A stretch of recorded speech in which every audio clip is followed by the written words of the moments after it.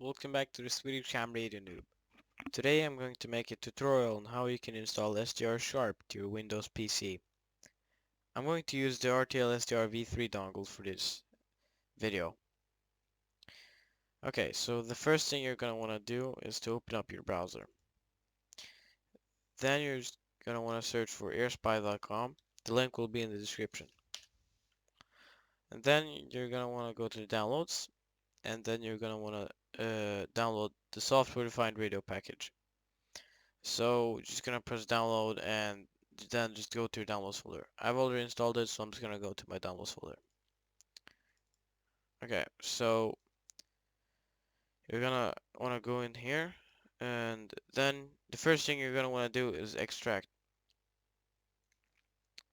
I already have done that, so I'm just gonna replace the other folder. Okay, so you can close the first window now if you want to. Okay, so now you're gonna wanna go and install RTLSDR. There's a file here. It's a bat file, so we'll open up the command prompt and install a file called Zadig from GitHub. Alright, so now you have Zadig right here. So now you're gonna wanna plug in your SDR dongle, and a few seconds after you've plugged it in, go to options, list all devices, and then if you're using the RTL v3 dongle, go to bulk-in interface 0. It's very important that you pick the right one, because if you pick the wrong one, you could potentially overwrite another driver, and you don't want to do that. Okay, so you can also check the USB ID, which should be OBD82838000 if you're using the RTL v3 dongle. Okay, so now I'm just gonna reinstall the driver. This can take up to 5 minutes, depending on your internet speed and processing power, etc.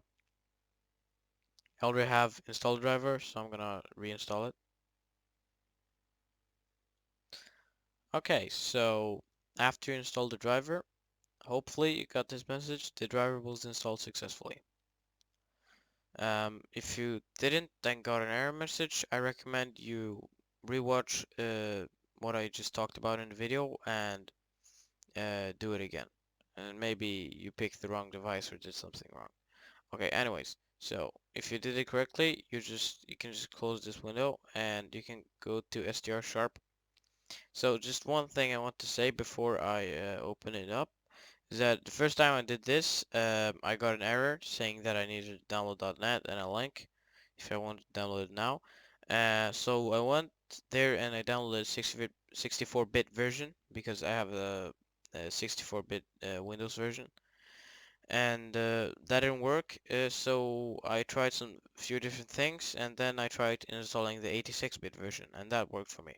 So uh, just like if that happens to you, try to install the 86-bit version if you have a 64-bit or the 32-bit or something like that. Okay, anyways, so you're gonna want to run that as an administrator, and then just click yes. And here you can see it launching. So now, if you're gonna want to go here and pick your device. I have the RTL SDR USB, and now you need to connect your antenna if you haven't already done that, and you can just press the play button here. I haven't connected an antenna to my SDR, so I'm not receiving anything right now.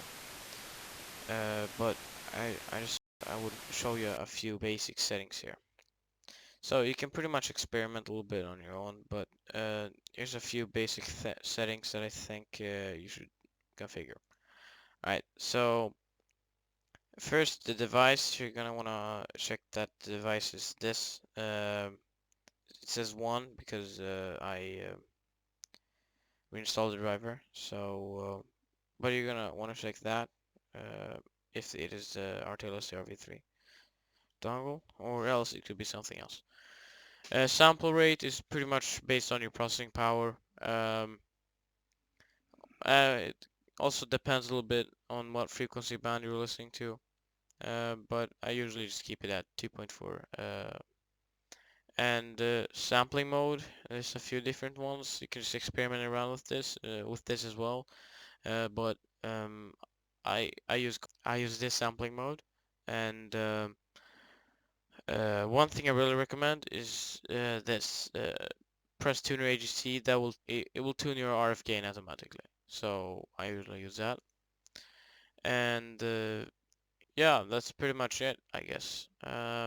That's what I use, and this you can increase and lower that depending on how much static you hear, etc. So yeah, that's pretty much the basic settings that I like to show. Alright guys, see you in the next video.